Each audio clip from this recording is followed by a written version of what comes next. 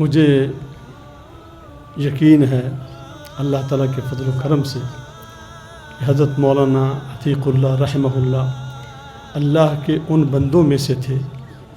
جن کی محبت اللہ رب العزت آسمان کے سارے فرشتوں کے دلوں میں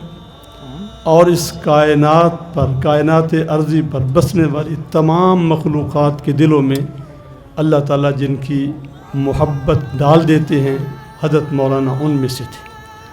وہ پیکر عمل تھے۔ مرکز الدعوہ سلفیہ کو بہت پرانا مدرسہ نہیں، لیکن تھوڑے ہی عرصے میں اس نے جو ترقی کی ہے اور پورے ملک سے دور دراز کے علاقوں سے جو طلباء یہاں پر آئے ہیں وہ صرف پڑھنے کے لیے نہیں، مدارس اور بھی بہت سارے ہیں، وہ آتے تھے حضرت مولانا سے عملی تربیت حاصل کرنے کے لیے، دیکھنے کے لیے کہ جو تربیت وہ کرتے تھے وہ خود نمونہ تھے، عمل کا پیکر تھے،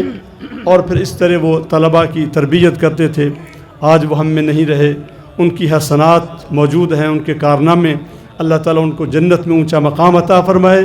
میں جامعہ تعلیم الاسلام مامو کانجن کی انتظامیہ، اساتذہ اور طلباء کی طرف سے پوری جماعت کو کلمات تعزیت پیش کرتا ہوں بالعموم، اور بالخصوص ان کے بیٹے، ان کے ورثاء